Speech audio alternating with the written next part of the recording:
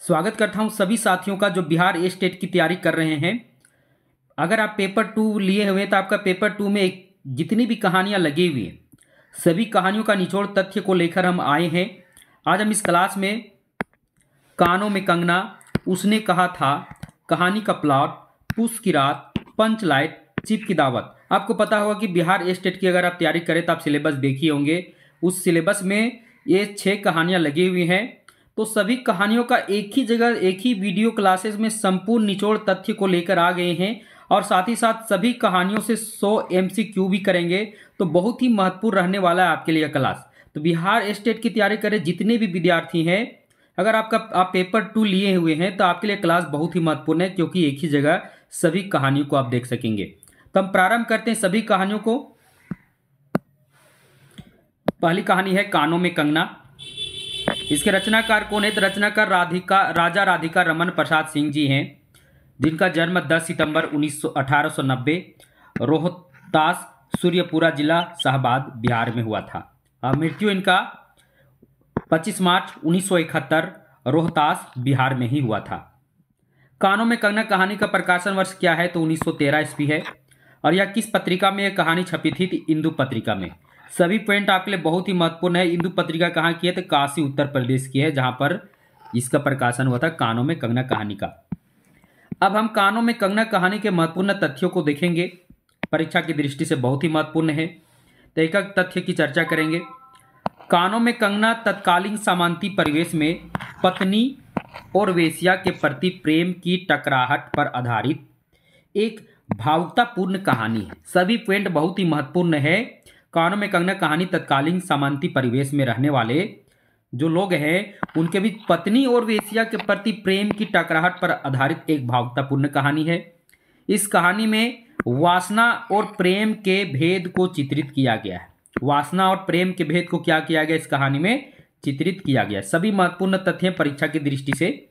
अगला है, इस कहानी में वेश्या के आकर्षण में पुरुषों का खोए रहने की कमजोरी का भी चित्रण किया गया है। यानी इस कहानी में जो वेश्या है उसके आकर्षण में जो पुरुष लोग खो जाते हैं उनकी कमजोरी का भी इसमें चित्रण किया गया है। इस कहानी की कथा की शुरुआत नरेंद्र का किरण से यह पूछने से होता है, किरण तुम्हारे कानों में क्या है? यह प्रश्न करता है। इस कहानी जब आप पढ़िएगा, प्रारंभ में मूल कहानी को पढ़िएगा तो प्रारंभ में यह कथन आता है, किरण तुम्हारे कानों में क्या है? तो किरण क्या बताती है? हमारे कानों में कंगन है, ऐसा वो कहती है। यह कहानी राजा राधिका रमन प्रसाद जी की कुसुमांजलि कहानी संग्रह इनका है। इनका कहानी संग्रह का नाम है कुसुमांजलि। इसी में कानों में कंगना कहानी क्या है? संग्रहित है। तो सभी महत्वपूर्ण बिंदु है परीक्षा की दृष्टि से। इस कहानी में वेश्या के प्रति आसक्त कथानक नरेंद्र द्वारा अपनी पत्नी को भूलकर धन और पारिवारिक सुख को नष्ट करने की कथा का भावुकतापूर्ण चित्रित किया गया है। इस पॉइंट को समझेंगे, बहुत ही महत्वपूर्ण पॉइंट है। कहा जा सकता है कि यह जो पॉइंट है पूरा संपूर्ण कहानी का ये क्या है? तो संपूर्ण कहानी का मूल संवाद है, संपूर्ण कहानी का मूल संवेदना इसमें पता चल जाता है। और इस कहानी में वेश्या के प्रति जो आसक्त नरेंद्र है, जो वेश्या के प्रति आसक्त हो जाता है और आसक्त होने के बाद क्या होता है, अपनी पत्नी यानी किरण को भूल कर क्या करता है, अपने घर का सारा धन पारिवारिक सुख को क्या करता है? नष्ट कर देता है और अंत में पछताता है। तो संपूर्ण कहानी में इसी का चित्रण किया गया है। अब पात्र परिचय को देख लेते हैं। एक साथ 6 कहानियों को हम चर्चा करेंगे, तो बहुत ही लंबा वीडियो होगा। तो साथी लोग वीडियो से पूरा बने रहेंगे, क्योंकि एक ही जगह आपको सब कुछ मिलने वाला है और संपूर्ण निचोड़ तथ्यों को लेकर आए हैं। कहीं आपको जाने की आवश्यकता नहीं पड़ेगी। संपूर्ण तथ्य, अगर परीक्षा में कहीं से भी प्रश्न आएंगे तो निश्चित है कि आपको यहाँ से कहीं बाहर प्रश्न नहीं आने वाले। तो चलिए सबसे पहले नरेंद्र की चर्चा करते हैं। नरेंद्र कहानी का नायक है, किरण का पति है। सभी महत्वपूर्ण पॉइंट है। वेश्या की प्रेम जाल में फंसकर किरण से दूरी बना लेता है, यह भी महत्वपूर्ण पॉइंट है। किसका प्रेम जाल में फंसता है? तो वेश्या का प्रेम जाल। वेश्या के कारण अपनी सारी संपत्ति और पारिवारिक सुख को क्या करता है? नष्ट कर देता है।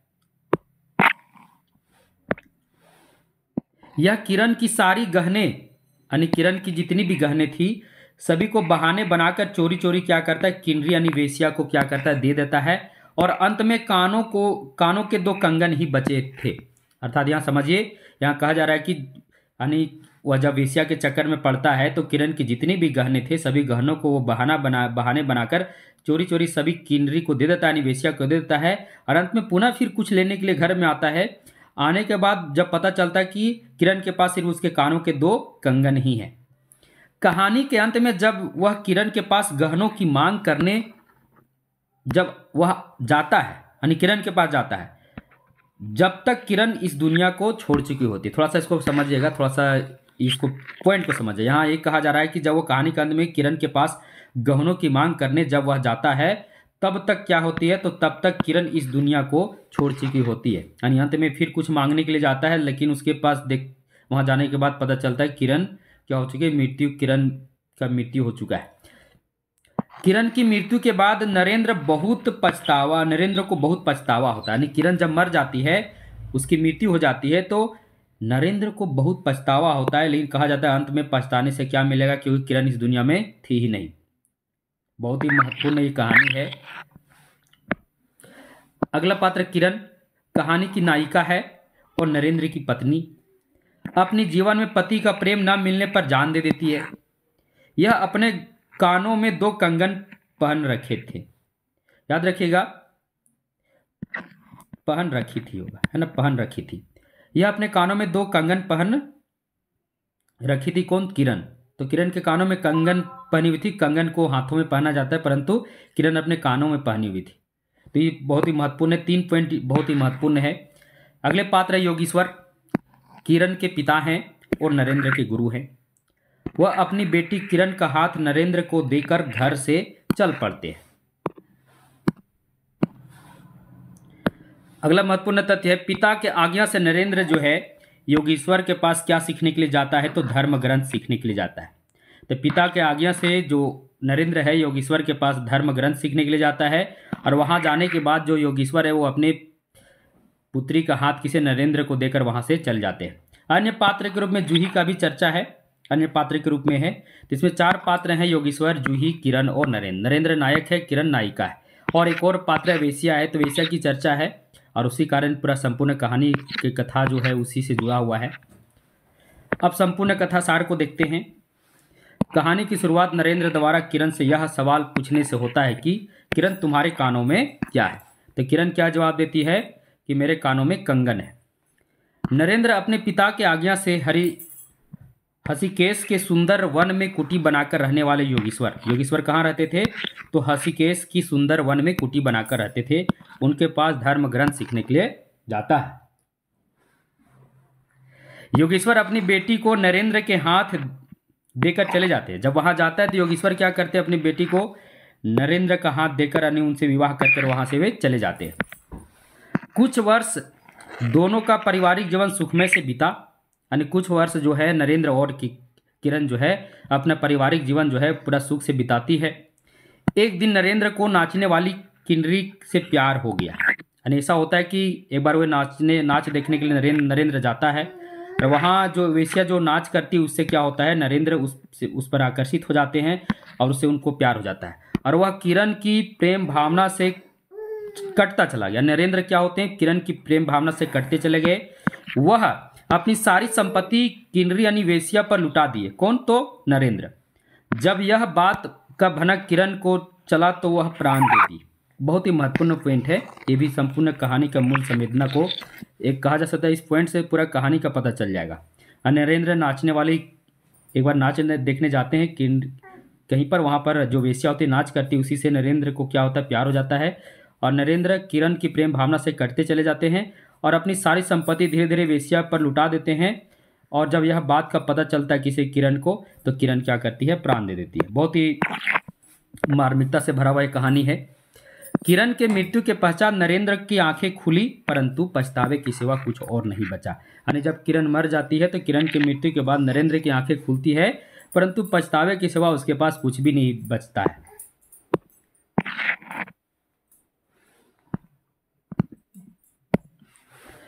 कुछ महत्वपूर्ण बिंदु हैं उसको भी ले लिए हैं, इसको देखिएगा बॉक्स में जितने बाउंड्री करके रखे हुए हैं। नरेंद्र किन्नरी को बनारसी साड़ी देता है, पारसी जैकेट देता है, मोती का हार, कड़की, कर्णफूल इत्यादि देता है। यानी जितना कुछ उसके पास जितना कुछ होता है, बहुत कुछ है, सब कुछ लुटा देता है किन्नरी पर। कंगन को हाथ में पहना, यहाँ एक चर्चा याद रखिएगा, कंगन को कहाँ पहना जाता है, हाथ में पहना जाता है, परंतु किरण कहाँ पहनी हुई थी, तो किरण अपने कानों में पहनती थी। यह भी बहुत ही महत्वपूर्ण है। कहानीकार ने इस कहानी में किरण की शारीरिक सुंदरता का भी वर्णन किए हैं, प्रारंभ में किए थे शारीरिक सुंदरता में। और कहानीकार के अनुसार जो किन्नरी होती है, निवेश्या होती है, माया जाल होती है। क्या होती है? माया जाल होती है, कहानीकार के अनुसार है। तो ये कुछ महत्वपूर्ण पॉइंट भी थे। कथासार को भी देख लिए, संपूर्ण कथासार क्या था। अब आगे बढ़ते हैं, प्रमुख संवादों को देख लेते हैं, क्योंकि परीक्षा में संवाद से प्रश्न निश्चित आते हैं। तो एक एक संवाद बहुत ही महत्वपूर्ण है। किरण तुम्हारे कानों में क्या है? यह प्रारंभ में ही कहानी जब आप पढ़िएगा मूल कहानी को, तो यह वाक्य से आपको भेंट मिलेगा। किरण तुम्हारे कानों में क्या है? ये नरेंद्र का कथन है। किसको? तो नरेंद्र किरण को कहता है। दूसरा है, वह पतली किरण अपनी मृत्युशैया से इस शून्य निविड़ कानन में क्या ढूंढ रही थी, कौन कहे? ये लेखक का क्या है? तो स्वागत कथन है किरण के प्रति। तीसरा महत्वपूर्ण पॉइंट है, संवाद है, नरेंद्र अब मैं चला, किरण तुम्हारे हवाले। ये योगेश्वर का कथन है, यानी योगेश्वर के पास ये धर्म ग्रंथ सीखने के लिए नरेंद्र जाता है।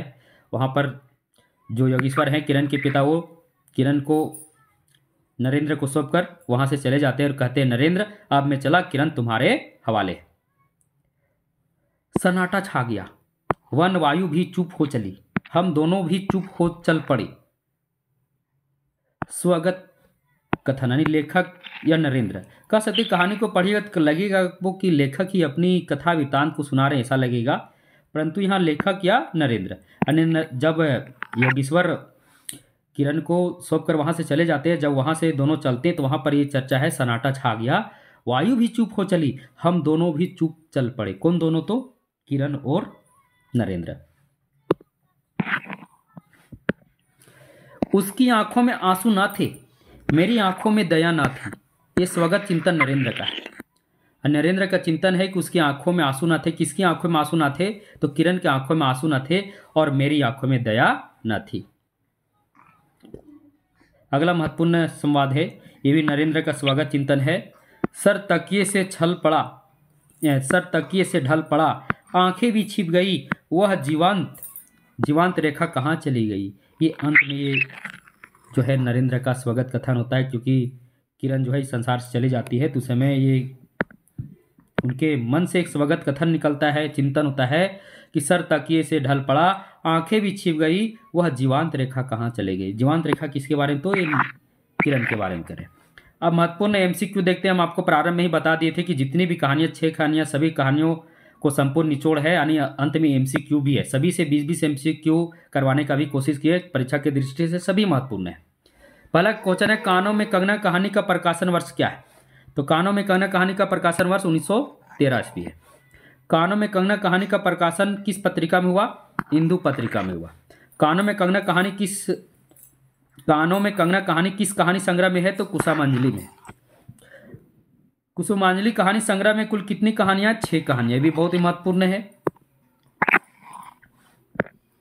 राजा राधिका रमन प्रसाद सिंह का जन्म कब हुआ? तो 10 सितंबर 1890। कहां पर? रोहतास, बिहार में। लेखक को राजा की उपाधि कब मिली? तो लेखक को राजा की उपाधि जो है, राधिका रमन प्रसाद जी को राजा की जो ये उपाधि है वह कब मिली थी? 1 जनवरी 1920 ईस्वी को। तो सभी महत्वपूर्ण है।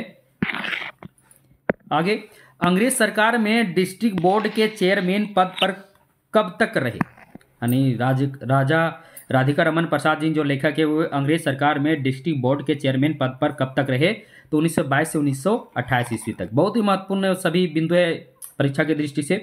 राजा जी किस यूनिवर्सिटी में सीनेट का सदस्य रहे? तो बिहार यूनिवर्सिटी में। याद रखिएगा, बहुत ही महत्वपूर्ण है, परीक्षा में यहाँ से प्रश्न आ सकता है और आप फंस सकते हैं। तो इसे याद रखिएगा, राजा जी जो राजा राधिका रमन प्रसाद जी हैं वो किस यूनिवर्सिटी में सीनेट का सदस्य रहे? बिहार। अगला प्रश्न है, लेखक को पद्म भूषण से कब सम्मानित किया गया?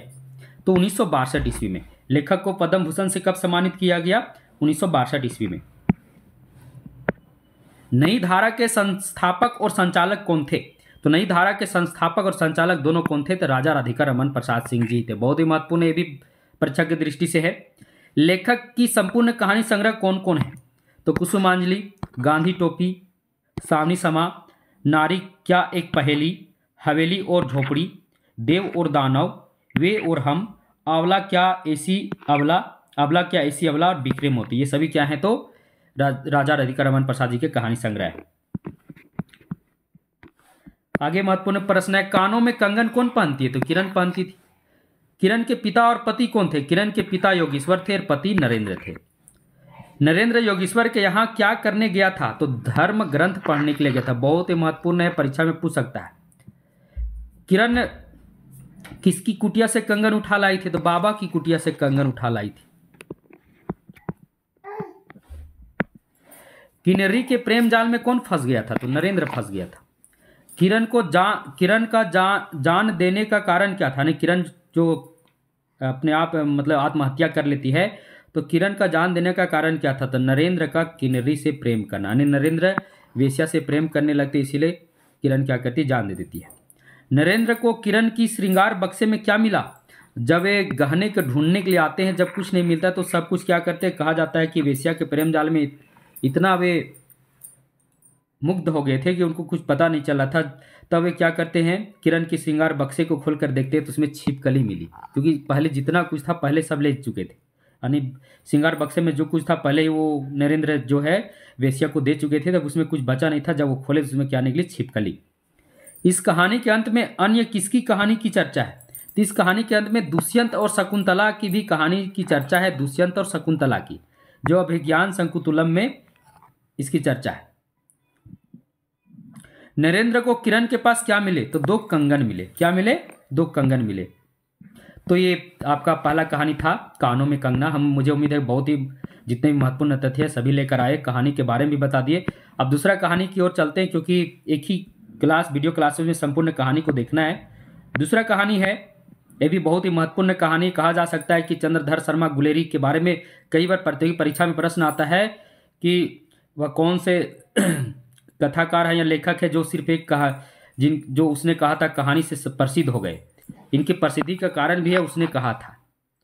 प्रश्न पूछता है, चंद्रधर शर्मा गुलेरी अपनी किस कहानी से हिंदी साहित्य में प्रसिद्ध हो गए? तो कौन? तो चंद्रधर शर्मा गुलेरी। एक और प्रश्न आता है कि वह कौन से कहानीकार है जो मात्र 3 कहानी लिखकर हिंदी साहित्य में प्रसिद्ध हो गए? तो चंद्रधर शर्मा गुलेरी। इसमें से सबसे प्रसिद्ध कहानी इनका था, उसने कहा था। बहुत ही महत्वपूर्ण कहानी, ये भी प्रेम से भरा हुआ कहानी है। सबसे पहले रचनाकार का जन्म देख लेते हैं। तो 1883 ईस्वी, जयपुर राजस्थान। मृत्यु 1922 ईस्वी, जयपुर राजस्थान। उसने कहा था कहानी का प्रकाशन वर्ष जून 1915 में। कहाँ पर? तो सरस्वती पत्रिका में हुआ था।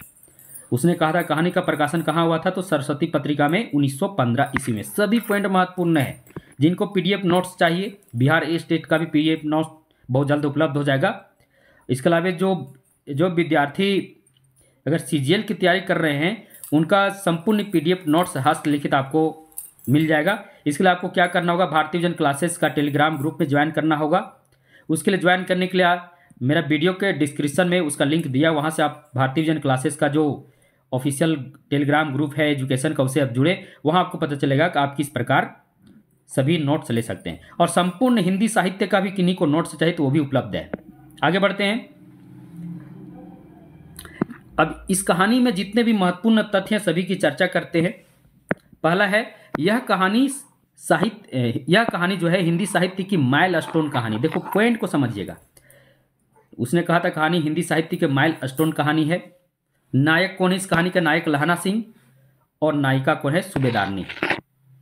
के प्रेम भाव के साथ लहना सिंह के जीवन का त्याग की बेमिसाल कहानी वर्णित है। यानी उसने कहा था कहानी में नायक लहना सिंह और नायिका सूबेदारनी ही कह सकते हैं, दोनों के प्रेम भाव के साथ साथ लहना सिंह के जीवन की त्याग की बेमिसाल कहानी वर्णित है। यानी लहना सिंह जो है वो सूबेदारनी उसे कुछ कही थी, उस वादे को निभाते हुए अपना जीवन को त्याग कर देते हैं, इसलिए इस कहानी का नाम दिया गया उसने कहा था। और उसने कहा था किसने? तो इस सूबेदारनी के लिए कहते हैं उसने कहा था, क्योंकि सूबेदारनी जब ये लहना सिंह जब सेना में भर्ती हो जाते हैं और उस सेना में सूबेदारनी के भी पति और बेटे होते हैं। सूबेदारनी बोलती है कि मेरे पति और बेटे तुम्हारे हवाले है, इसकी रक्षा करना तुम्हारा कर्तव्य है, और उस कर्तव्य को निभाते हैं लहना सिंह और अपना जीवन को भी त्याग कर देते हैं। अगला है, यह जो कहानी है पूर्वदीप्त शैली में है। किस दीप्त शैली में? पूर्वदीप्त शैली में है। यहाँ से कई बार प्रश्न परीक्षा में फंसता है। फ्लैशबैक शैली याद रखिएगा। चंद्रधर शर्मा गुलेरी की कौन सी कहानी फ्लैशबैक शैली की है? तो उसने कहा था। या तो ऐसे ही पूछ सकता है इनमें से कौन सा कहानी जो फ्लैशबैक शैली में या पूर्वदीप्ति शैली में है, तो उसने कहा था। इसकी कथा एक तरफ पंजाब की पृष्ठभूमि से जुड़ी है तो दूसरी तरफ फ्रांस की जमीन पर लड़े जा रहे प्रथम विश्व युद्ध की। यानी इसकी कथा जो है एक तरफ पंजाब की पृष्ठभूमि से जुड़ी है तो दूसरी तरफ फ्रांस की जमीन पर लड़े जा रहे प्रथम विश्व युद्ध की। बहुत ही महत्वपूर्ण है। परीक्षा में यहाँ से भी कई बार प्रश्न फंसे हैं, यानी प्रश्न आ सकते हैं। अगला महत्वपूर्ण बिंदु है, इसकी कथा जो है प्रेम और युद्ध की भावभूमि में से सृजित है। यानी एक तरफ प्रेम है, एक तरफ युद्ध भी है। एक तरफ प्रेम भी है, एक तरफ क्या है? युद्ध भी है। और दोनों की भावभूमि से इसकी कथा क्या है? सृजित है। अब प्रमुख पात्रों को देख लेते हैं। उसने कहा था कहानी के प्रमुख पात्रों को देख लेते हैं। सबसे पहले कहानी के नायक जमादार लहना सिंह को देख लेते हैं। बचपन में लहना सिंह है परंतु जमादार हो जाता है।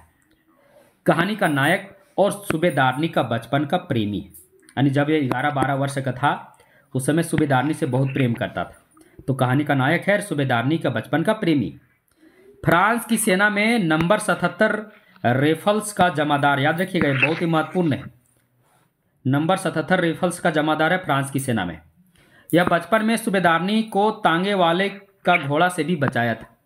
यानी बचपन में जो है वो जमादार जो लहना सिंह है बचपन में, जिस समय सूबेदारनी से तो ये प्रेम करता ही रहा परंतु बचपन में सूबेदारनी के एक बार बचाया था। किससे? तो तांगे वाले का जो घोड़ा है उससे बचाया था। सूबेदारनी द्वारा दिया गया वादा को अपनी प्राण का बलिदान देकर सूबेदारनी के बेटे और पति की रक्षा करता है। आपको बताया कि इसका जो पति और बेटे दोनों जो थे वो भी क्या थे? फ्रांस की सेना में थे। जब लहना सिंह जब सूबेदार के यहाँ जाता है, वहाँ जाने के बाद जब पता चलता है कि जिससे वो प्रेम करता था बचपन में वह यहीं पर है, तो वह भी पहचान लेती है और वह क्या कहती है? वो बोलती है कि जिस प्रकार तुमने मुझे एक बार बचपन में तांगे वाले घोड़ा से मेरे प्राण बचाए थे उसी प्रकार ये दोनों तुम्हारे हवाले हैं। इसका तुम्हें क्या करना? इनको क्या करना? बचाना। और वह क्या करता है? उस वादे को, वही इसलिए इस कहानी का नाम दिया गया उसने कहा था, इसलिए उस वादे को निभाते हुए अपना प्राणों का बलिदान देकर सूबेदारनी के बेटे और पति की रक्षा करता है लहना सिंह। यह एक सिख था। यह भी बहुत ही महत्वपूर्ण है। लहना सिंह क्या था? सिख था। तो इस लहना सिंह के बारे में है। अब सूबेदारनी लहना सिंह के बचपन की प्रेमिका, इसका विवाह सूबेदार से होता है। लहना सिंह इसे बचपन में कहा करता था तेरी कुड़माई हो गई, कई बार कहता है परंतु एक बार बोलती है हाँ हो गई। तब लहना सिंह को बहुत ही ठोस लगता है, बहुत ही ठेस लगता है। वह कुछ देर के लिए तो पागल सा भी हो जाता है। फ्रांस और जर्मन के युद्ध में अपने बेटे बोधा और पति सूबेदार की रक्षा करने की भिक्षा बचपन की प्रेमी जमादार लहना सिंह से मांगती। बहुत ही महत्वपूर्ण है। यानी फ्रांस और जर्मन के युद्ध में अपने बेटे बोधा और पति सूबेदार की रक्षा करने की भिक्षा किसे मांगती है? तो जमादार लहना सिंह से मांगती है। अगला पात्र है सूबेदार। सूबेदारनी का पति और बोधा सिंह का पिता है। फ्रांस की सेना में फौजी है जिसके दाहिने कंधे में गोली आर पार हो जाती है। किस कंधे से? दाहिने कंधे से। याद रखना, सूबेदार के दाहिने कंधे से गोली आर पार हो जाती है। बोधा सिंह सूबेदार और सूबेदारनी का एकमात्र लड़का यानी संतान। फौज में भर्ती हुए उसे मात्र अभी 1 बरस हुए। यानी फौज में भर्ती हुए कितना हुए? तो मात्र 1 बरस हुए। वजीरा सिंह लहना सिंह के सेना में एक फौजी जो कहानी के अंत में घाव से तड़प रहे लहना सिंह को पानी पिलाता है। क्योंकि कहानी के अंत में लहना सिंह बोलता है कि वजीरा पानी पिला, तो पानी कौन पिलाता है? वजीरा सिंह। अन्य पात्र में लेफ्टिनेंट साहब हजारा सिंह भी है। तो ये सभी क्या है? तो उसने कहा था कहानी के पात्र हैं। अब कहानी की मूल संवेदना क्या, इसकी चर्चा करते हैं। तो कहानी की मूल संवेदना है, इसकी संपूर्ण कथा की मूल संवेदना एक असफल प्रेमी लहना सिंह के पूर्व प्रेम की मधुर स्मृतियों के आधार पर प्रेमिका के प्रति और उसके पुत्र की रक्षा में आत्म बलिदान की कथा है। बहुत ही महत्वपूर्ण ये मूल संवेदना कहानी की है, इसको आप समझिएगा। यानी इसमें बताया गया है कि एक असफल प्रेमी, क्योंकि लहना सिंह सूबेदारनी से प्रेम करता था परंतु असफल रहता है, परंतु अपने पूर्व प्रेम की मधुर स्मृतियों के आधार पर, क्योंकि वह सूबेदारनी से प्रेम करता था। सूबेदारनी का विवाह हो जाने के बावजूद भी वह उससे प्रेम करता रहा। तो उन्हीं मधुर स्मृतियों के आधार पर प्रेमिका के पति यानी सूबेदारनी के पति और उसके पुत्र की क्या करता है, रक्षा करता है। और रक्षा करते हुए वह अपना आत्म बलिदान भी देता है, अर्थात उसकी मृत्यु हो जाती है, अर्थात उसे गोली लगते हैं। गोली लगने के बाद उसकी मृत्यु भी हो जाती है। आप संपूर्ण कथा सार को देखते हैं। मुझे उम्मीद है कि आप प्रारंभ में ही कथा को समझ गए होंगे, क्योंकि हम इस प्रकार ही बताते हैं। कहानी के प्रारंभ में एक लड़का लहना सिंह और लड़की सूबेदारनी बाजार की दुकान पर रोजाना मिलते हैं। लड़का को लड़की से प्यार हो जाता है और वह जब लड़की से मिलता है तो पूछता है, तेरी कुड़माई हो गई। लड़की का अचानक कुड़माई यानी विवाह हो जाने से लड़का का प्रेम असफल हो जाता है। यानी दोनों जब मिलते हैं, हमेशा मिलते हैं, तो हमेशा लड़का लड़की से कहता है कि तेरी कुड़माई हो गई, पर एक बार अचानक बोलती है कि हाँ मेरी कुड़माई हो गई। जब ये पता चलता है तो लड़का का जो प्रेम करता था लड़की से वह असफल हो जाता है। आगे चलकर वही लड़का सिख नंबर 77 रेफल्स में जमादार हो जाता है। वही लड़का अर्थात जान ही रहे हैं यानी जमादार लहना सिंह। उसकी सेना में सूबेदारिन का पति और पुत्र दोनों होते हैं। अर्थात उसकी सेना में वही लड़की जो सूबेदारिन होती है, आगे जाके सूबेदारिन बन कहलाती है, तो उसका पति और पुत्र दोनों होते हैं। और सूबेदारिन लहना सिंह प्रेमिका है बचपन के। सूबेदारनी को दिए हुए वादे को निभाते हुए यानी सूबेदारनी को जो वादा अर्थात समझिएगा, सूबेदारनी को जो वादा दिया था यानी जो वादा दिया था जमादार लहना सिंह, उस वादा को निभाते हुए अपना आत्म बलिदान देता है, अर्थात अपनी प्राण को भी त्याग कर देता है, क्योंकि उसे युद्ध में उसे गोली लगती है। गोली लगने से उसकी मृत्यु हो जाती है, परंतु जो सूबेदारनी के पति और पुत्र दोनों की रक्षा करता है। आपको पता होगा कि उसका पुत्र जो है बोधा सिंह, वो जवर यानी बुखार से भी ग्रस्त रहता है, परंतु उसे सोने के लिए अपना कंबल तक सब कुछ दे देता है। अब विद्वानों के कुछ मत हैं, उसे भी देख लेते हैं। सबसे पहले गोपाल राय की मत क्या है। यह हिंदी की पहली कहानी है जिसमें एक तरफ पंजाब की पृष्ठभूमि है तो दूसरी तरफ फ्रांस की जमीन पर लड़े जा रहे प्रथम विश्व युद्ध की। ये गोपाल राय की कथन है। दूसरा, नंद दुलारे वाजपेयी क्या कहते हैं इस कहानी के विषय में। यूं तो उसने कहा था हमें घटनाएं भी हैं, संयोग भी हैं और रोमांटिक दृष्टि भी। ये नंद दुलारे वाजपेयी का कथन है। अब देखते हैं मधुरेश जी क्या कहते हैं। उसने कहा था वस्तुतः हिंदी की पहली कहानी है जो शिल्प विधान की दृष्टि से हिंदी कहानी को एक झटके में प्रौढ़ बना देती है। ये मधुरेश जी का कथन है। अब विनोद शंकर व्यास जी क्या कहते हैं इस कहानी के विषय में। हिंदी में यह पहली वास्तविक कहानी है जिसे जो पढ़ेगा जीवन भर इसे नहीं भूल पाएगा। सही बात है, इस कहानी को जो एक बार पढ़ेगा जीवन भर नहीं भूल पाएगा। इसीलिए तो इस कहानी को हिंदी साहित्य में अमर कर दिया गया है और इसी कहानी से चंद्रधर शर्मा गुलेरी हिंदी साहित्य में कथा के क्षेत्र में अमर हो गए। बहुत सारे कथाकार आए परंतु मात्र इन्होंने 3 ही कहानी लिखे और इसमें सबसे प्रसिद्ध इनका जो कहानी है उसने कहा था। इस कहानी से हिंदी साहित्य में प्रसिद्ध हो गए चंद्रधर शर्मा गुलेरी जी। अब कुछ एमसीक्यू देखते हैं। किस कहानी में प्रेम के साथ साथ प्रथम विश्व युद्ध की पृष्ठभूमि चित्रित है। उसने कहा था कहानी का प्रकाशन वर्ष क्या है 1915 ईस्वी। उसने कहा था कहानी किस पत्रिका में प्रकाशित हुई, सरस्वती पत्रिका में। कौन से रचनाकार मात्र 3 कहानियां लिखकर हिंदी साहित्य में अमर हो गए, तो चंद्रधर शर्मा गुलेरी। बहुत ही महत्वपूर्ण बिंदु है, बहुत ही महत्वपूर्ण, कई बार यह प्रतियोगी परीक्षा में प्रश्न आ चुका है। गुलेरी जी की 3 कहानियां कौन कौन है, तो पहला उसने कहा था बुद्धू का कांटा और सुखमय जीवन। सबसे पहले सुखमय जीवन लिखे जो 1911 में भारत मित्र में प्रकाशित हुई। उसके बाद दूसरा कहानी है बुद्धू का कांटा, ये 1914 में पाटलिपुत्र पत्रिका में प्रकाशित हुई। और तीसरी कहानी है उसने कहा था 1915 में सरस्वती पत्रिका में प्रकाशित हुई। तो गुलेरी जी की 3 कहानियां हैं, उसने कहा था बुद्धू का कांटा और सुखमय जीवन। और ये 3 कहानियों से क्या हुए, हिंदी साहित्य में प्रसिद्ध हो गए, अमर हो गए। उसने कहा था कहानी किस शैली में लिखी गई है, तो ये बहुत ही महत्वपूर्ण पूर्व दीप्ति शैली यानी फ्लैशबैक मेथड में लिखी गई है। उसने कहा था कहानी।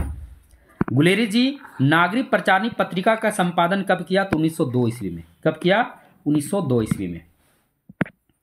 लहना सिंह को कहां कहां गोलियां लगी थी, तो जांग में और पसली में, दोनों जगह लगी थी। जांग में भी लगी थी और पसली में भी लगी थी। और यही कारण था कि अंत में लहना सिंह क्या होता है, शहीद हो जाता है। बोधा सिंह कौन था? तो सूबेदारनी का बेटा। कितने जर्मन खाई में घुस पड़े, यानी कितने जर्मन थे जो खाई में घुस पड़े? तो 70 जर्मन। कितने जर्मन? 70 जर्मन। बहुत ही महत्वपूर्ण है। जर्मन और सिखों की लड़ाई में कितने सिख मारे गए? तो जर्मन और सिखों की लड़ाई में 15 सिख मारे गए। कितने सिख मारे गए?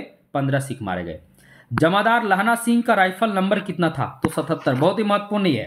कितना था? 77 नंबर।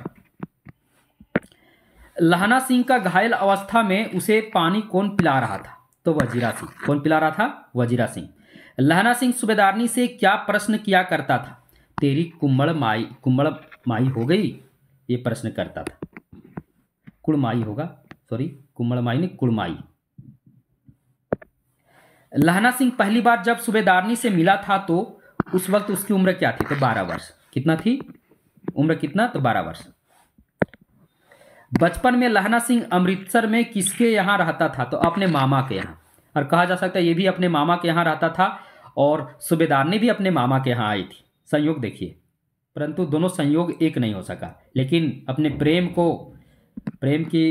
को अपने सच्चे प्रेम को दिखाते हुए अपना प्राण त्याग देते हैं लहना सिंह, और सूबेदारनी के पति और बेटे दोनों की रक्षा करते हैं। लहना सिंह को किस पर शक होता है? तो लेफ्टिनेंट साहब पर, क्योंकि कोई दूसरा था जो लेफ्टिनेंट साहब के भेष में आया था और लहना सिंह को उस पर शक हो जाता है। बोधा सिंह कांप क्यों रहा था? जवर होने के कारण। उसे बुखार आ गया था, जवर था, इसलिए वो क्या रहा था? कांप रहा था। गुलेरे जी की प्रमुख निबंध कौन कौन है?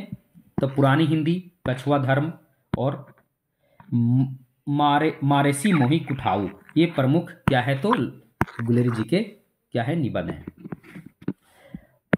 गुलेरी के माता और पिता का क्या नाम था? गुलेरी के माता का नाम, गुलेरी जी यानी चंद्रधर शर्मा गुलेरी के माता का नाम लक्ष्मी देवी और पिता कौन थे? पंडित शिवराम शास्त्री। तो ये थे उसने कहा था कहानी के महत्वपूर्ण तथ्य। मुझे उम्मीद है कि पूरा कहानी आपको समझ में आ गया होगा और परीक्षा में इससे बाहर कहीं से प्रश्न आने वाला नहीं है। अब तीसरा कहानी का प्लॉट। कौन सा कहानी है? कहानी का प्लॉट।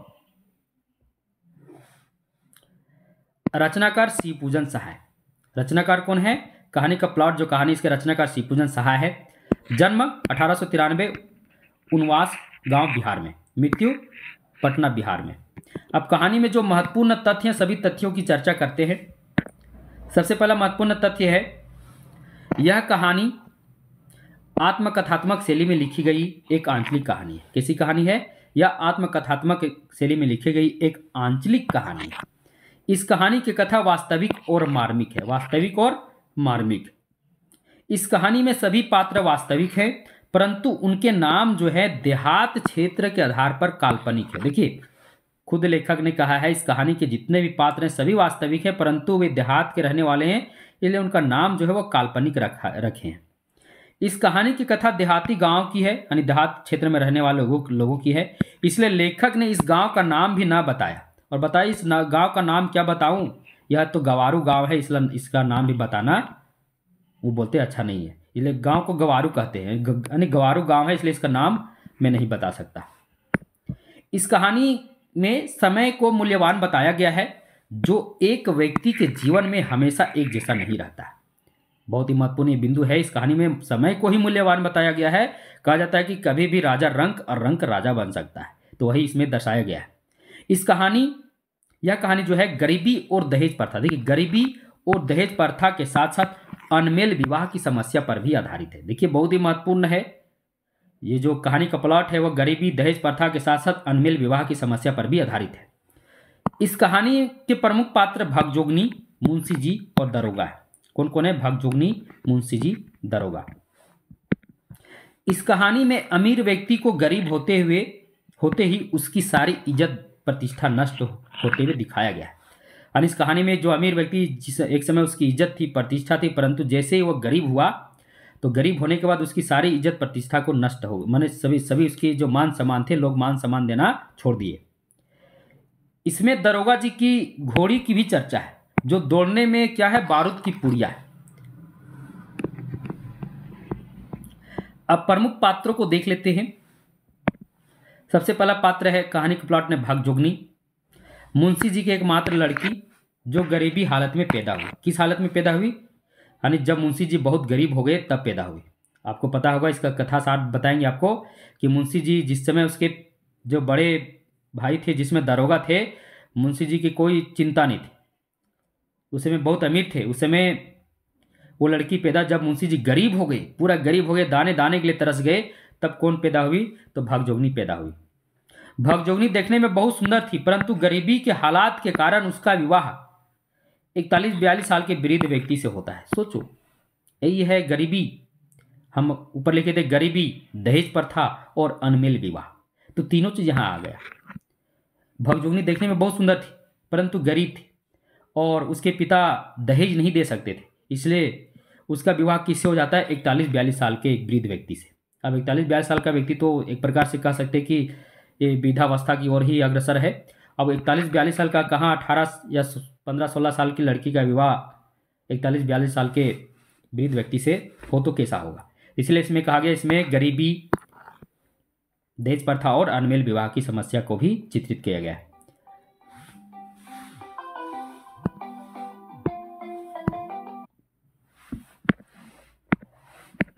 अगला बिंदु है गरीबी और समाज की परंपरा में विवशता के कारण पति के मरने के बाद, जब भागजोगनी का जो पति 41-42 साल का जो है वो जब मर जाता है, उसके मरने के बाद जो भागजोगनी बेचारी वो क्या करती है? तो भागजोगनी जो है वह, उसके पति जब मर जाते हैं तो उसी का जो बेटा होता है, जो पहले जो बेटा होता है, अपने सौतेले बेटे से ही क्या करती है? शादी कर लेती है।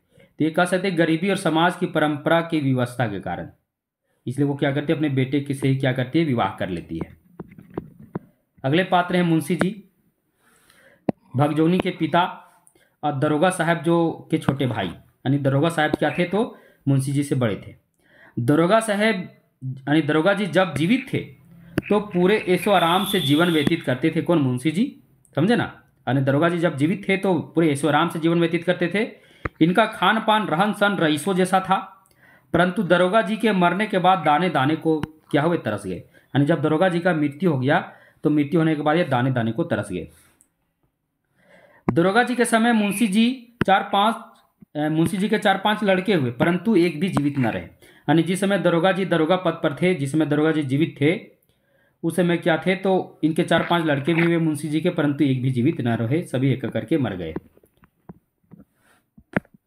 दरोगा के मरने के बाद घोड़ी को बेचकर उनका श्राद्ध धूमधाम से करते हैं। यानी दरोगा जी जब मर जाते हैं तो मरने के बाद इनके पास तो कुछ भी नहीं रहता, परंतु एक जो घोड़ी, दरोगा जी का जो घोड़ी था, उसे क्या करते हैं? मुंशी जी बेचते हैं और बेचने के बाद जो दरोगा जी का जो है श्राद्ध जो होता है वो धूमधाम से करते हैं।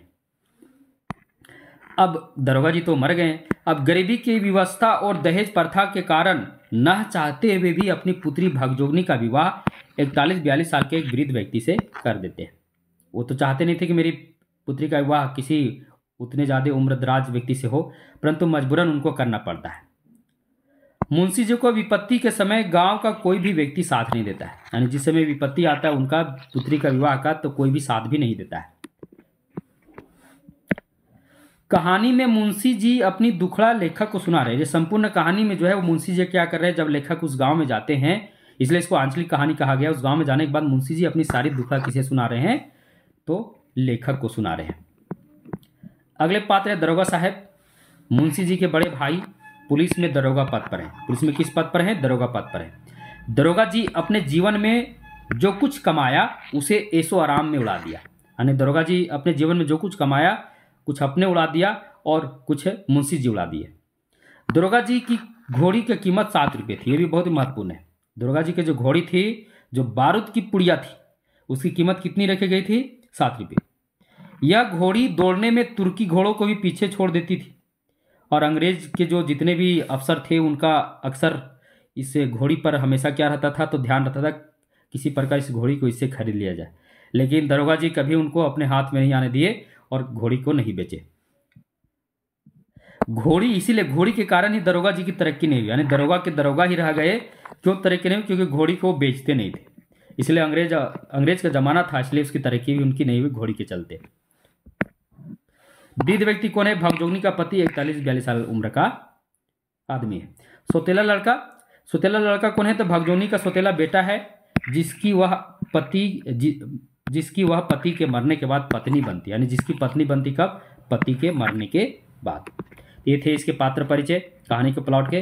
अब संपूर्ण कथा सार को देखते हैं। एक ही वीडियो में आपको इतना कुछ मिल रहा है।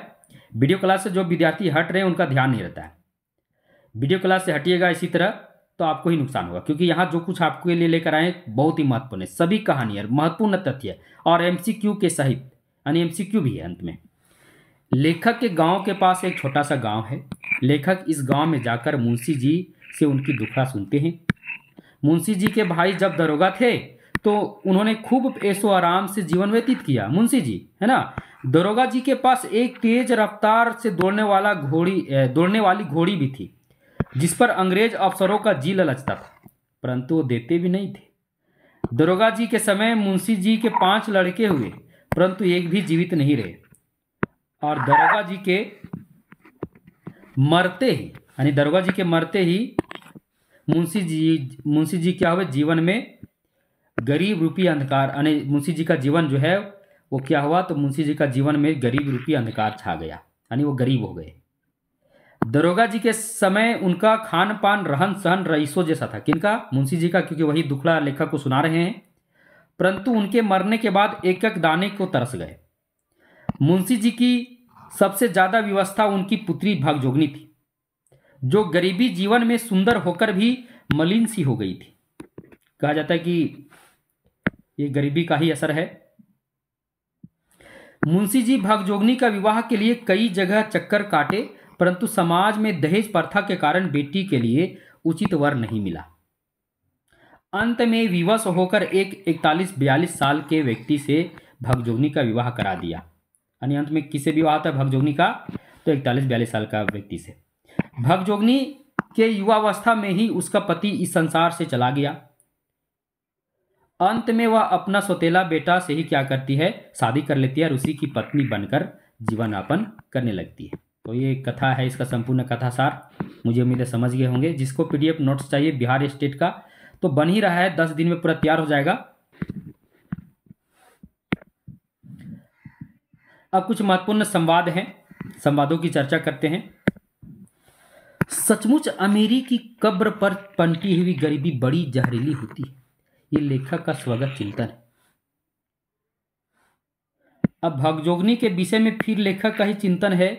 उसकी सुंदरता अंधेर घर में दीपक सी थी, यानी उसकी सुंदरता जो थी वो अंधेर घर में क्या थी, दीपक सी थी। अगला है संवाद, लेखक का यहां भी स्वगत चिंतन है भागजोगनी के ही विषय में। आह बेचारी, उस उम्र में भी कमर में सिर्फ एक पतला सा चिथड़ा लपेटी हुई थी। अगला है लोगों का यहाँ कथन है, थानेदार की कमाई और फूस की तापना दोनों क्या है, बराबर है। ये लोगों का कथन था, क्योंकि जब दरोगा जी मर जाते हैं तो जो मुंशी जी हैं वो फूस तापने पर मजबूर हो जाते, इसलिए थानेदार की कमाई और फूस का तापना दोनों क्या है, बराबर। ये लोगों का कथन था। इस युग में अबला की प्रबला हो रही है, पुरुष दल को स्त्रीत्व जो है खदेड़े जा रहा है। ये दहेज प्रथा और सामाजिक रूढ़िवादिता के प्रति यह कथन है।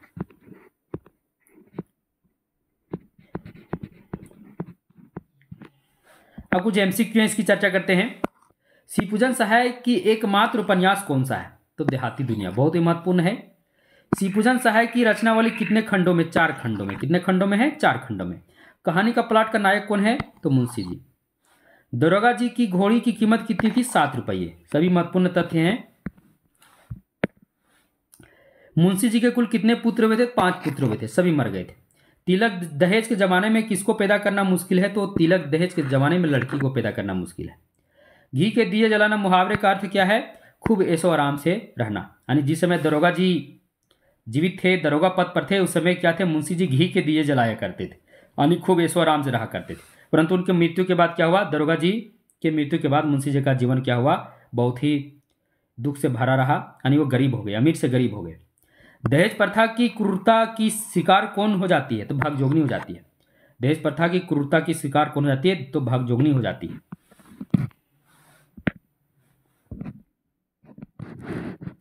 भागजोगनी का विवाह किससे होता है? तो 41-42 साल के वृद्ध व्यक्ति से। मुंशी जी के भाई दरोगा की तरक्की रुकने का कारण क्या था? उसकी घोड़ी, वो घोड़ी को किसी को नहीं देते थे। मुंशी जी अपने भाई का श्राद्ध क्या बेचकर करते हैं? तो घोड़ी बेचकर। क्या बेचकर? घोड़ी बेचकर। घोड़ी कितने में बिकी थी? 7 रुपये। अपने पति के मरने के बाद भगजोगनी किससे विवाह करती है? तो सौतेला बेटा से विवाह करती है। ये 3 कहानी देख ले, तीनों कहानी बहुत ही महत्वपूर्ण कहानी थे। अब अगला कहानी है पूस की रात। कौन सी कहानी है? पूस की रात। ये अगली कहानी है। रचनाकार मुंशी प्रेमचंद, ये तो प्रसिद्ध कहानीकार हैं, हिंदी साहित्य के कथाकार, कह सकते उपन्यास सम्राट, कथा सम्राट। इनका जन्म 31 जुलाई 1880 ईस्वी वाराणसी उत्तर प्रदेश में हुआ था। मृत्यु 8 अक्टूबर 1936 वाराणसी उत्तर प्रदेश में हुआ था। अब मुंशी जी के माता पिता कौन थे? माता आनंदी देवी और पिता मुंशी अजायब राय। पुत्र 2 थे। एक पुत्र का नाम था अमृत राय और दूसरे पुत्र का नाम था श्रीपत राय। अब हमको यहाँ बताएंगे इनके 2 पुत्र थे, दोनों में ही किसी एक पुत्र ने मुंशी जी प्रेमचंद की जो अधूरा उपन्यास है उसे क्या किए थे? पूरा किए थे। और वह उपन्यास कौन सा, वो भी आप हमें कमेंट बॉक्स में बताइएगा, और कौन पूरा किए थे वो भी आप हमें कमेंट बॉक्स में बताइएगा। पत्नी का नाम क्या था? शिवरानी देवी। अब मूल नाम इनका क्या था? तो मुंशी जी का मूल नाम जो प्रेमचंद जी का था, धनपत राय नाम था। अब उसने कहा था कहानी का प्रकाशन वर्ष क्या है? 1930 ईस्वी। कितनी? 1930 ईस्वी। अब इस कहानी में जितने भी महत्वपूर्ण तथ्य हैं सभी की चर्चा करते हैं। पूस की रात कहानी का नायक हल्कू है। क्या है? हल्कू। यह कहानी दरिद्रता और भूमिहीन मजदूरों की पीड़ा का चित्रण करती है। यानी यह जो कहानी है वो दरिद्रता यानी गरीबी और भूमिहीन मजदूरों की पीड़ा का चित्रण करती है। यह एक यथार्थवादी कहानी यानी वास्तविक कहानी है, जिसमें एक गरीब किसान की महाजनी और जमींदारी प्रथा में पिसता हुआ दिखाया गया है। यानी यह कहानी एक यथार्थवादी कहानी, वास्तविक कहानी है, जीवंत कहानी है। और इस कहानी में एक गरीब किसान को महाजनी प्रथा और जमींदारी प्रथा से पिसता हुआ दिखाया गया है। बहुत ही, क्योंकि अगर मुंशी प्रेम जी का कथा में जाइएगा तो आपको सब कुछ वास्तविक लगेगा, ऐसा लगेगा जैसे सचमुच ऐसा हुआ होगा। और सचमुच ऐसा इसलिए वे क्या लिखते थे? यथार्थवादी, एकदम बिल्कुल जीवंत कथा लिखते थे जो उस समय हो रहा था।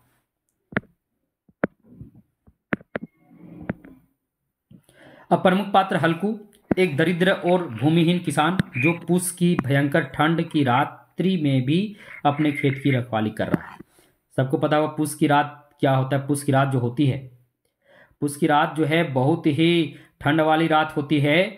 तो पूस की रात्रि में कोई भी घर से निकलना नहीं चाहता है। लेकिन यह दरिद्र किसान हल्कू जो है वो उस भयंकर ठंड की रात्रि में भी क्या करता है? अपने खेत की रखवाली करता है। हल्कू के पास 3 रुपये थे। कितने रुपये थे?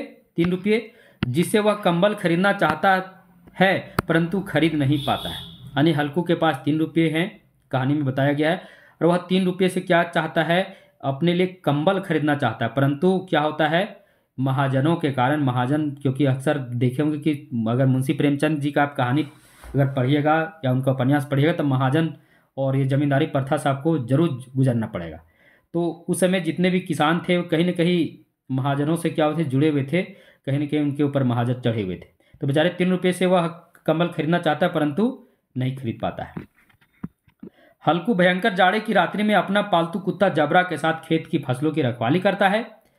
अब रात्रि में नील गायों द्वारा हल्कू की सारी जो फसल है वो क्या होते हैं? चरकर नष्ट हो जाते हैं। यानी रात्रि में क्या होता है कि रात को जब वो कहा जाता है कि जब वो सामने बगीचे में जाकर पत्तियों को जमा करके जब वहाँ जब क्या करता है? आग को तापने लगता है एक प्रकार से कहिए, तो वहाँ उसको इतना सुख मिलता है कि धीरे धीरे वहीं पर सो जाता है। जब सुबह उठता है, सुबह पता चलता है कि उसका जो सारा खेत है वो नील गायों ने क्या किया? सारा खेत को चरकर नष्ट कर दिया। अन्य पात्र में मुन्नी हल्कू की पत्नी है। मुन्नी कौन है? तो हल्कू की पत्नी। यह 3 रुपये जो है हल्कू के लिए कंबल लेना चाहती है। यानी 3 रुपये जो बचा कर रखी थी वो चाहती थी कि हल्कू से क्या करे? कंबल खरीदे। परंतु कहा जाता है कि महाजन जब तक चढ़ा हो उसको देना पहले बनता है, उसको जब तक नहीं दोगे नहीं तब तक चिंता जो है, परेशानी दूर नहीं होगा। जबरा कौन है? हल्कू का पालतू कुत्ता है। अब यहाँ सहना कौन है? ही सहना जो महाजन है। सहना कौन है? महाजन है। हल्कू का महाजन है जो हल्कू से रुपये लेने आता है, और जो 3 रुपये वो कंबल बचाने के लिए रखती है हल्कू की पत्नी या हल्कू कह सकते हैं, वह कौन ले लेता है? तो सहना ही लेके चला जाता है। इसकी संपूर्ण कथा सार पॉइंट वाइज लिए हैं। पूस की रात कहानी ग्रामीण जीवन से जुड़ी है। इस कहानी का नायक हल्कू है, जो एक दरिद्र किसान है। मुन्नी हल्कू के कंबल के लिए 3 रुपये बचाकर रखती है, परंतु महाजन सहना को देना पड़ता है। हल्कू फटे पुराने कंबल के साथ ही अपना पालतू कुत्ता जबरा के साथ रात में फसल की रखवाली करता है। हल्कू अपनी ठंड को कम करने के लिए कभी चिलम पीता है तो कभी जबरा को अपने हृदय में सटा लेता है। अब पूस की रात्रि ठंड तो इतनी होती है कि मत पूछिए, तो अपने ठंड को कम करने के लिए कभी क्या करता है, चिलम पीता है, और कभी क्या करता है, जबरा को अपने हृदय में अपने में क्या करता है, सटा लेता है। ठंड से मुक्ति के लिए वह पास के बगीचे में पत्तियां इकट्ठा कर अलाव जलाकर वहीं क्या होता है, जब उसे सुख मिलती है वह सो जाता है। सुबह उठने पर उसकी सारी फसल नीलगायों द्वारा नष्ट हो जाती है, यानी नीलगायें आकर चर जाते हैं, नष्ट हो जाती है। अब हल्कू को फसल नष्ट होने पर ज़्यादा दुखित नहीं, यानी हल्कू जो है फसल नष्ट होने पर ज़्यादा दुखित नहीं होता है और कहता है कि रात को ठंड में यहाँ सोना तो ना पड़ेगा। यानी वह मुन्नी से कहता है चलो जो हुआ फसल नष्ट हो गया, चलो ठीक ही हुआ, कम से कम रात को अब तो इस ठंड की जो भयंकर ठंड की रात्रि में हमें यहाँ रहना तो यानी फसल की रखवाली तो ना करना पड़ेगा। अब प्रमुख संवादों को देख लेते हैं। हल्कू का कथन है। हल्कू मुन्नी को आकर कहता, जब हल्कू महाजन आता है पैसा लेने के लिए, सहना आया है, लाओ, जो रुपया रखे हैं उसे दे दूं, किसी तरह गला तो छूटे। ये कौन? तो हल्कू मुन्नी को कहता है। अब लेखक का स्वगत चिंतन है पुस की रात्रि के बारे में, जो भयंकर रात्रि है उसके बारे में। पुस की अंधेरी रात, आकाश पर तारे भी ठिठुरते हुए मालूम होते हैं।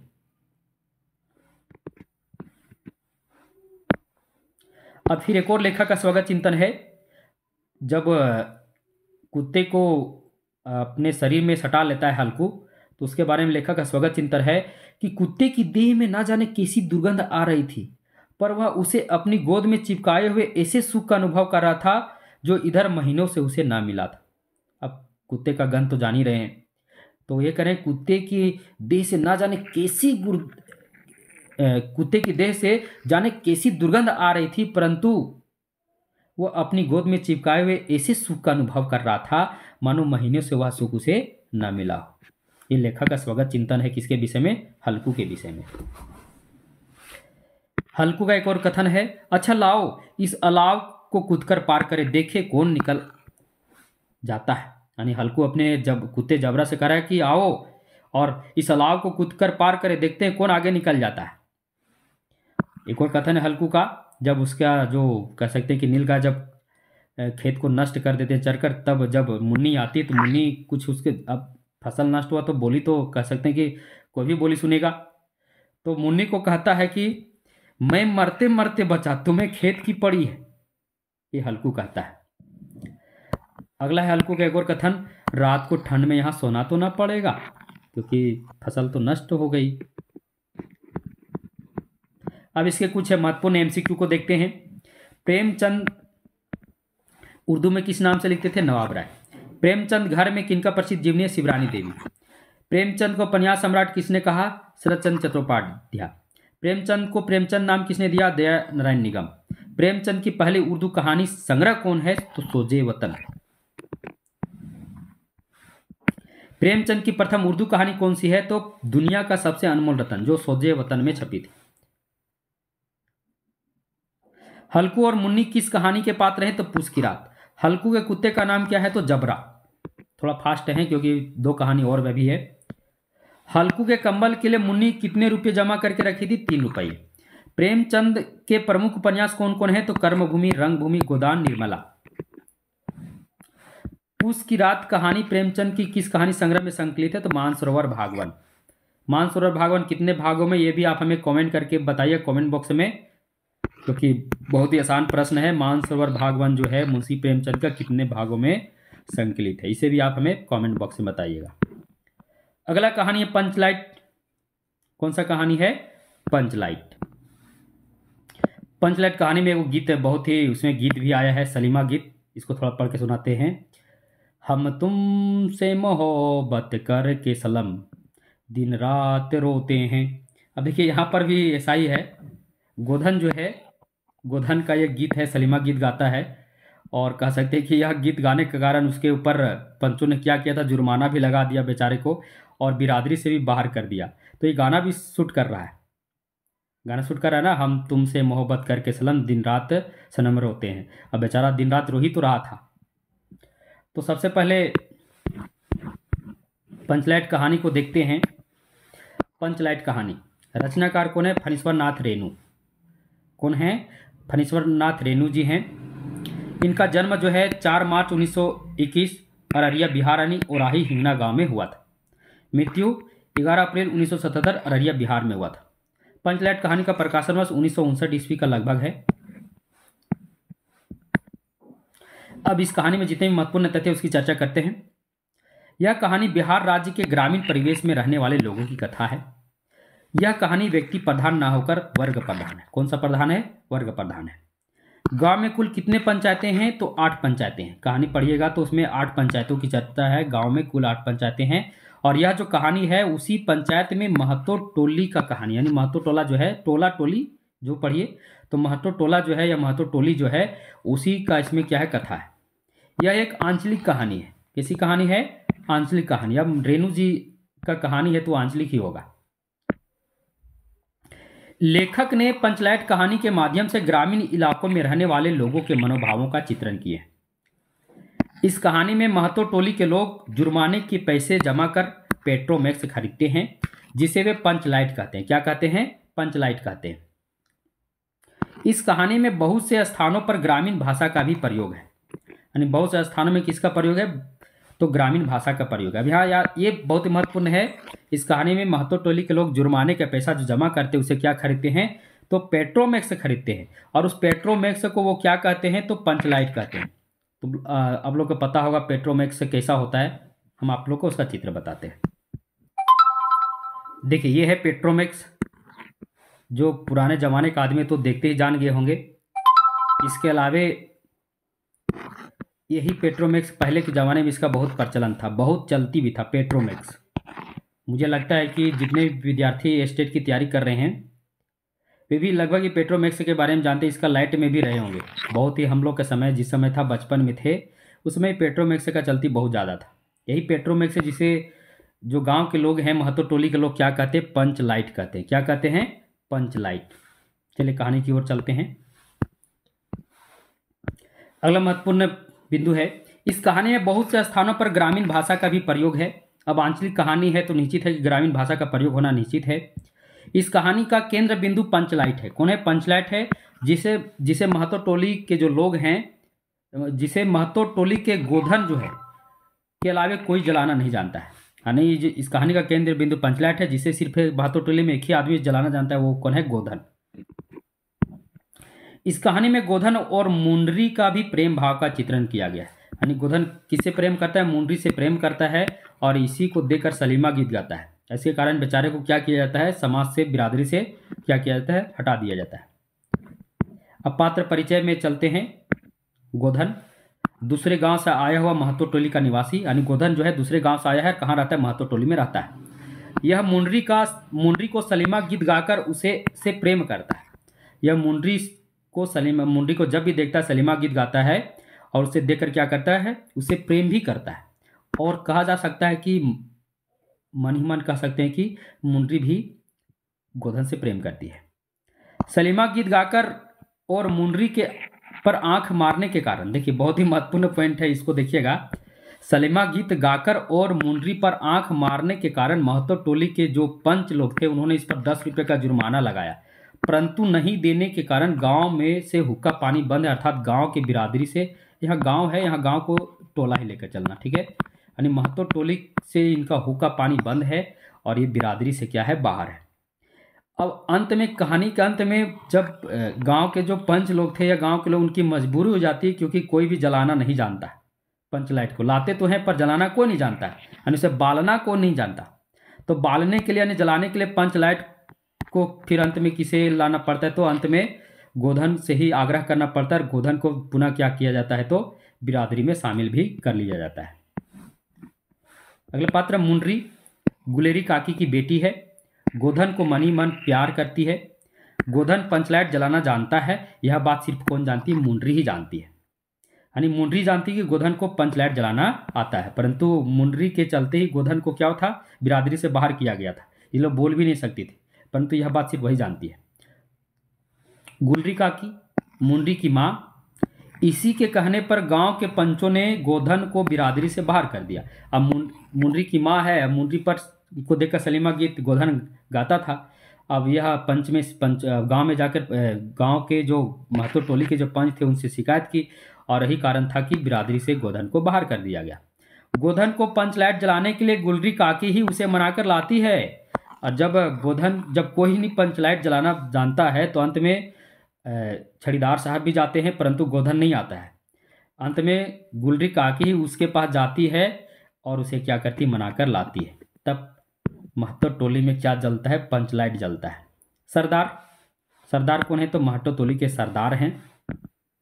पंचलाइट 5 कौड़ी ने 500 रुपये में खरीदते हैं। अग्नू महतो कौन है? तो गांव का छड़ीदार है। कौन है? तो गांव का नहीं, महतो टोली का छड़ीदार है, ये समझिएगा।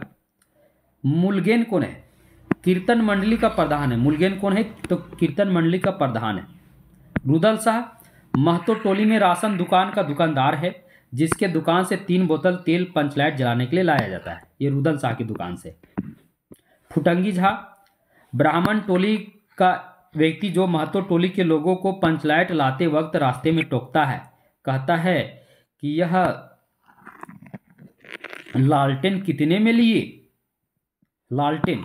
तो ये लोग गुस्से में कहते भी हैं कि अपने घर में ढिबरी दिया जलाते हैं, अपने ढिबरी दिए को, है ना, अपनी ढिबरी और दिए को क्या कहते हैं? वही बिजली, हाँ, बिजली बल्ब कहते हैं। और हमारा जो पंच लाइट है उसको क्या कहता है? तो लालटेन कहता है। अन्य पात्र में दीवान, फुटंगी, ऐसी फुटंगी झाग की चर्चा हो चुकी ऊपर में। अब इसके संपूर्ण कथा सार को देखते हैं। इसकी कहानी को हम एक प्रकार से 5 चरणों में हम लिए हैं, 5 चरण में माना जा सकता है, 5 चरण लिए हैं। सबसे पहले पंचलाइट को खरीदना।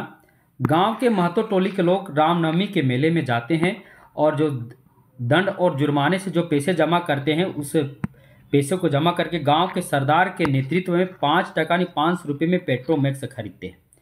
गांव वाले पेट्रोमैक्स को पंचलाइट कहते हैं। और गांव वाले पेट्रोमैक्स कहाँ? तो रामनवमी के मेले में खरीदते हैं, यानी गांव के महतो टोली के लोग। और किसके नेतृत्व में? तो सरदार के नेतृत्व में। कितने में? तो 500 रुपये यानी 5 टका में। महतो टोली के सभी लोगों का जमा होना। दूसरा इसका कह सकते हैं महतो टोली के सभी लोगों का जमा होना। जब पेट्रोमैक्स खरीद कर जब वे गाँव अपने टोले में आप पहुंचते हैं तो पंचलाइट को देखने के लिए महतो टोली के सभी औरत, मर्द, बच्चे, बूढ़े सरदार के घर के पास जमा हो गए। आज महतो टोली का कीर्तन पेट्रोमैक्स की रोशनी में ही होगा। अर्थात पहले के समय बहुत उत्साह का समय हुआ करता था, वो समय चला गया, वो दौर चला गया। क्या वो जमाना था कि पंचलाइट को देखने के लिए सभी औरत, मर्द, बच्चे, बूढ़े, सरदार सभी सरदार के घर के पास जमा हो जाते हैं। और जो कीर्तन मंडली है वो कहती आज कीर्तन जो है पेट्रोमैक्स की रोशनी में ही होगी। अब यहाँ समस्या क्या आता है? तीसरा चरण है पंचलाइट जलाने की समस्या। महतो टोली में पंचलाइट तो आ गया है, परंतु जलाना कोई नहीं जानता। राजपूत टोले सहित गांव के अन्य टोलों ने महतो टोली के लोगों का मजाक उड़ाया। यानी ये लोग ले आए, यानी गांव में जितने भी टोले थे सभी टोले में अपना अपना पंचलाइट था, तो इनका पंचलाइट आया था, परंतु जलाना नहीं जानते थे। इसलिए राजपूत टोले के सहित अन्य और टोले थे, सभी टोले के लोगों ने क्या किया? तो महतो टोले के लोगों का क्या किया? मजाक उड़ाया। पंचलाइट ना जलने पर टोले के सभी पंचों के चेहरे क्या हो गए? उतर गए, क्योंकि कोई पंचलाइट जलाना जानता ही नहीं था। गांव के महतो टोली में सिर्फ गोधन ही पंचलाइट जलाना जानता है, परंतु वह गांव के बिरादरी से बाहर है।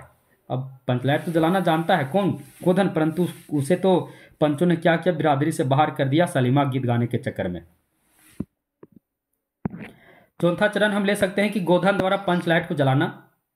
महतो टोली में केवल मुनरी ही जानती है। मुनरी कौन है? तो गोधन जिससे प्रेम करता है, जिसके लिए सलीमा गीत गाता है, कि गोधन पंचलाइट जलाना जानता है।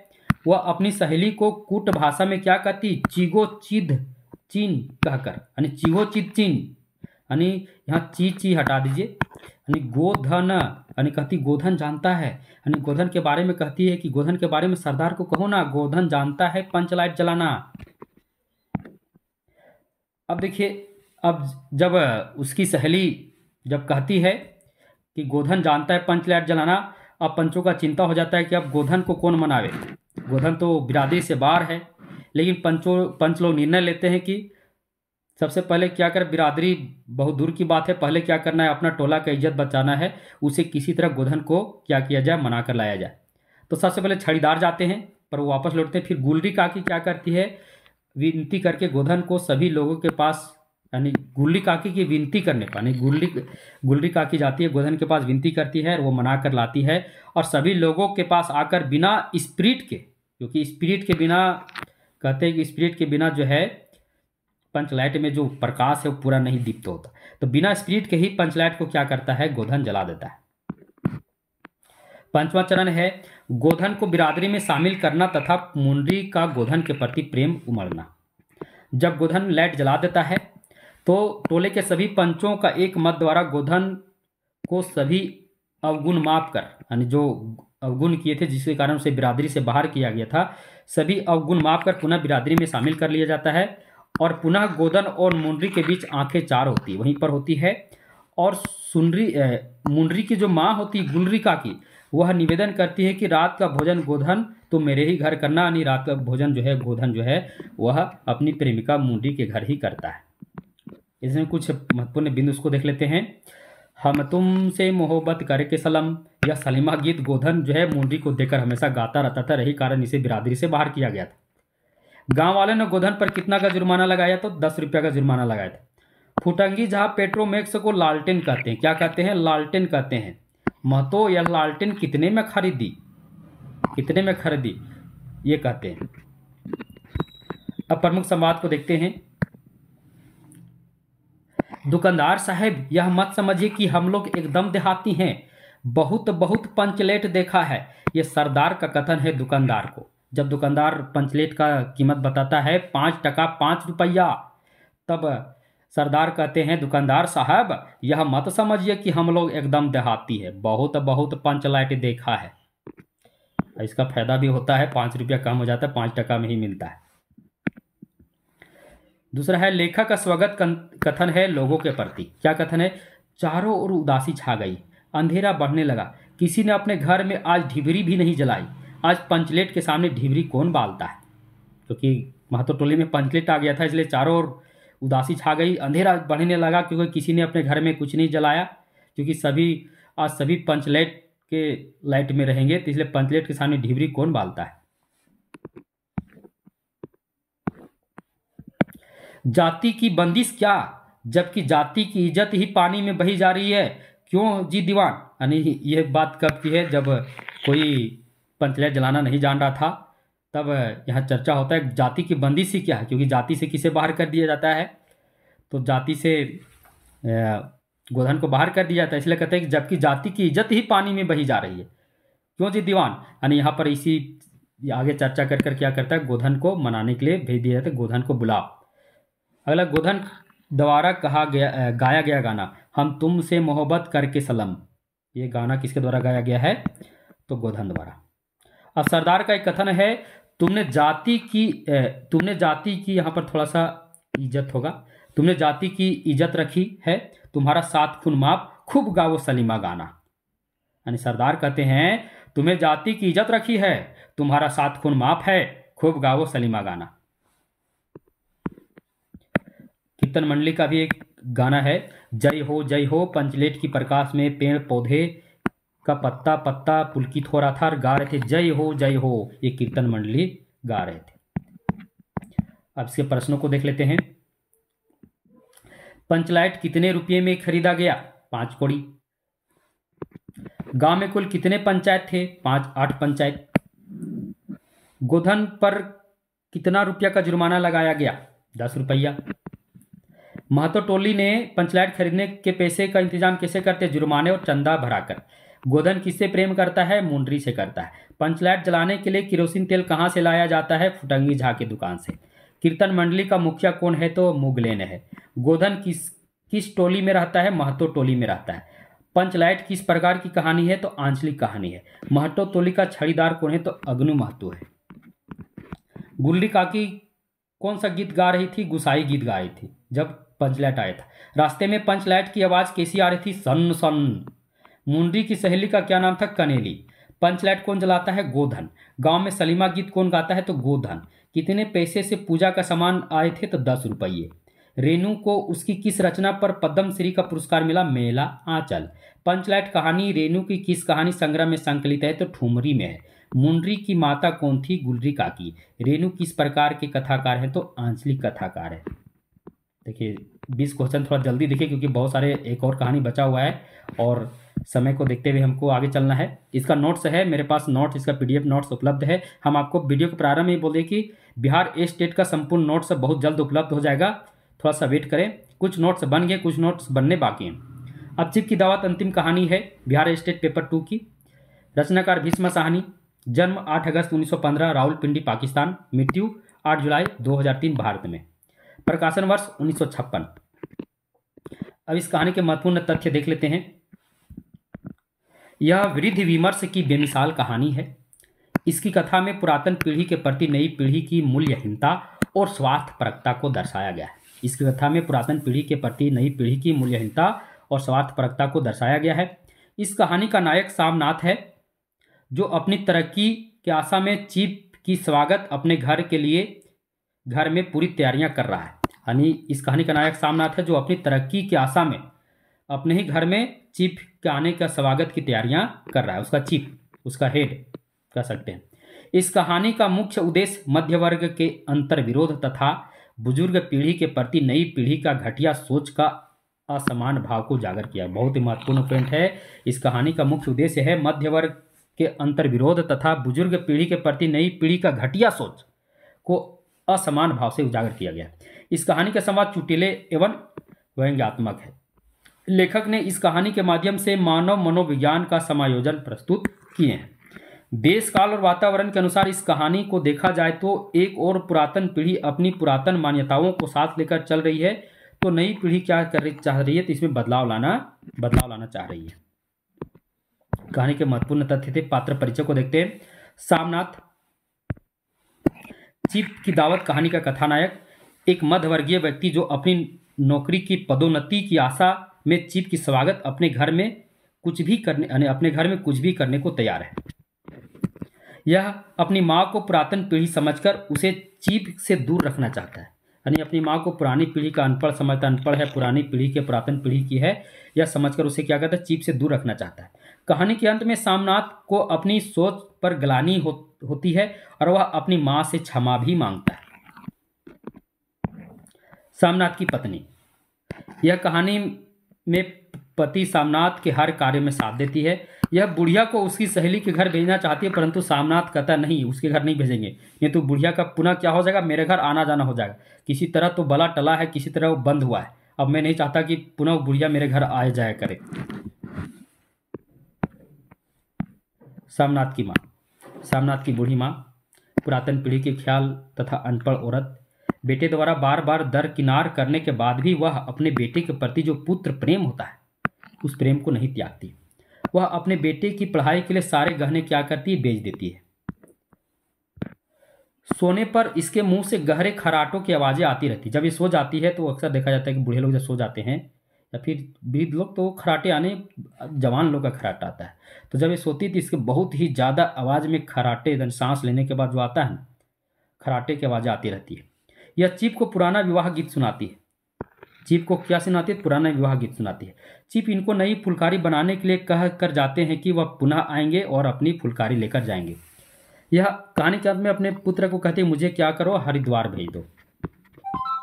चीफ एक अमेरिकन व्यक्ति जो सामनाथ का बॉस है, सामनाथ के घर अपने परिवार के साथ चीफ बनकर आया है। चीफ तो है ही, और वो मतलब चीफ बनकर, चीफ मतलब समझिए, चीफ मतलब मेहमान एक प्रकार से कहते हैं, विशेष मेहमान को चीफ कहा जाता है। तो सामनाथ के घर चीफ बनकर आया है। यह स्वभाव से आदर्शवादी, शिष्टाचारी और पुरानी पीढ़ी को बहुत महत्व देने वाला व्यक्ति है। संपूर्ण कथा सार को देखते हैं। यह कहानी में माँ का त्याग और बेटे द्वारा उपेक्षा की भाव से भरा हुआ एक बेमिसाल कहानी है। सोमनाथ अपने प्रमोशन के लालच में अंग्रेज चीफ को घर पर दावत देता है। वह अपनी बूढ़ी माँ को अंग्रेज चीफ के सामने नहीं लाना चाहता है, क्योंकि उसे लगता है कि मेरी अनपढ़ बूढ़ी माँ जो है को देखकर चीफ क्या हो जाएंगे, नाराज हो जाएंगे और यहाँ से चले जाएंगे, ऐसा वो सोचता है। वह अपनी माँ को बरामदे के एक कोने में कुर्सी पर बिठा देता है। चीफ के आने के बाद पार्टी खूब चलती है। जब सभी मेहमान खाना खाने बरामदे में जाते हैं तो माँ सो रही होती है, क्योंकि वहीं पर बैठाते हैं। अब चीफ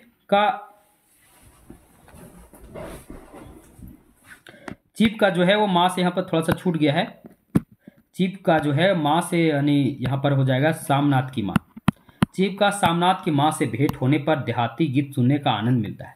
यानी चीफ का जब सोमनाथ की माँ से भेंट हो जाता है, जब क्योंकि वहाँ बरामदे में चले जाते हैं, तो उससे क्या होता है, तो देहाती गीत सुनने को मिलता है, विवाह गीत। चीफ सोमनाथ की माँ से खुश होकर तथा उसे फुलकारी बनाने को कहकर वहाँ से चले जाते हैं। चीफ की इस दावत में सोमनाथ की माँ ने रंग ला दिया। यानी सोमनाथ की माँ ने क्या की, तो रंग ला दी थी, क्योंकि वो विवाह गीत गाए थे, सभी बहुत खुश हुए थे।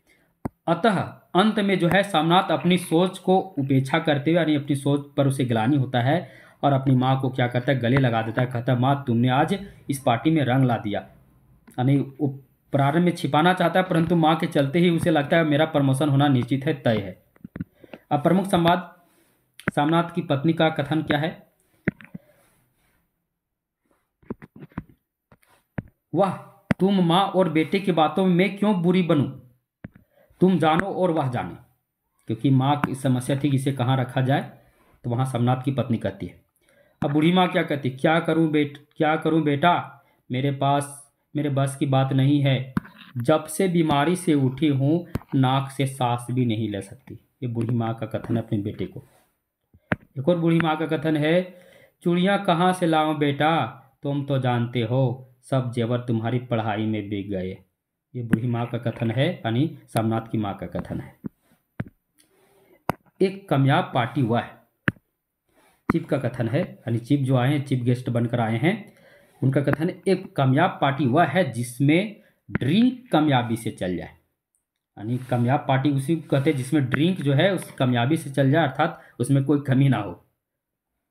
अब सोमनाथ का कथन अंत में, कहानी के अंत में, ओ अम्मी तुमने तो आज रंग ला दिया, साहब तुमसे इतना खुश हुआ है कि क्या कहूँ। ये अंत में अपनी माता को गले लगाकर सोमनाथ कहते हैं, उसे अपने जो सोच रखा हुआ था उस पर उसे गिलानी होता है, थोड़ा सा अफसोस भी होता है कि हम क्या क्या सोचे थे और क्या हो गया। अब एमसीक्यू को देखते हैं। चीफ की दावत कहानी का कथानायक कौन है, सोमनाथ।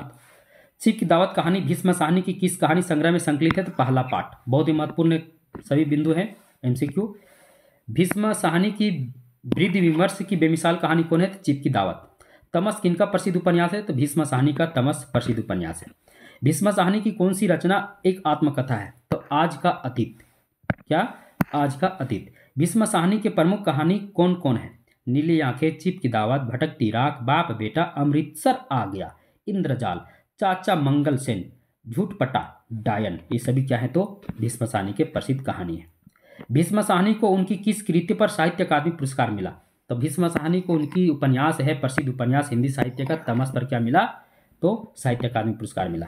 भीष्म साहनी को सलाका सम्मान कब मिला, तो 1999 2000 ईस्वी में उनको मिला था। चीफ के लिए ड्रिंक का इंतजाम कहाँ किया गया था, बैठक में। चीफ के लिए ड्रिंक का इंतजाम कहाँ किया गया था, तो बैठक में।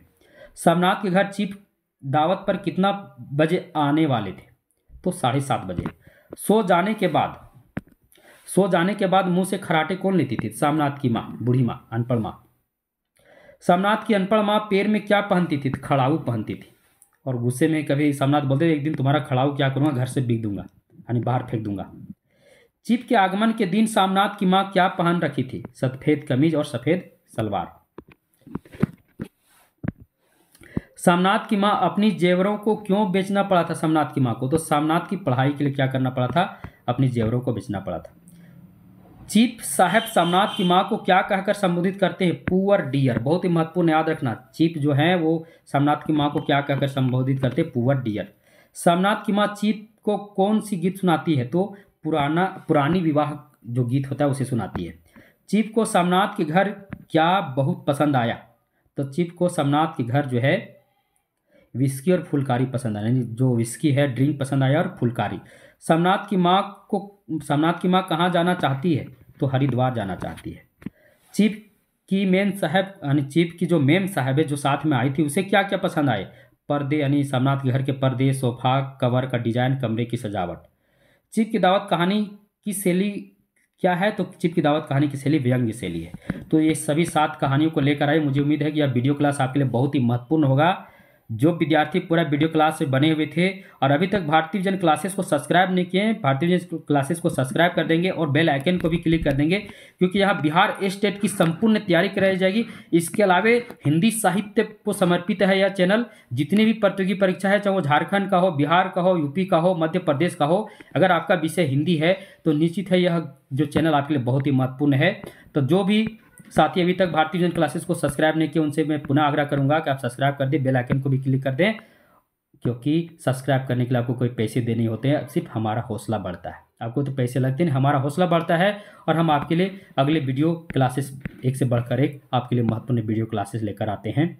और आपको बता दें जिनको भी JSSC CGL यानी JSSC यानी झारखंड स्टाफ सिलेक्शन कम्युनिकेशन का किसी को भी अगर पेपर 2 हिंदी का अगर नोट्स चाहिए तो मेरे पास उपलब्ध है, चाहे वो CGL हो या सहायक आचार्य की परीक्षा हो। यानी अगर आप झारखंड से हैं और आपको अगर चाहिए कि हमें नोट्स चाहिए पेपर 2 हिंदी का तो मेरे पास उपलब्ध है। और बिहार स्टेट के विद्यार्थियों को तो हम प्रारंभ में ही बता दें कि इसका भी नोट्स बहुत जल्द संपूर्ण नोट्स तैयार हो जाएगा और बहुत जल्द संपूर्ण नोट्स हस्तलिखित नोट्स आप प्राप्त कर सकते हैं। तब तक के लिए सभी को धन्यवाद। शुभ संध्या।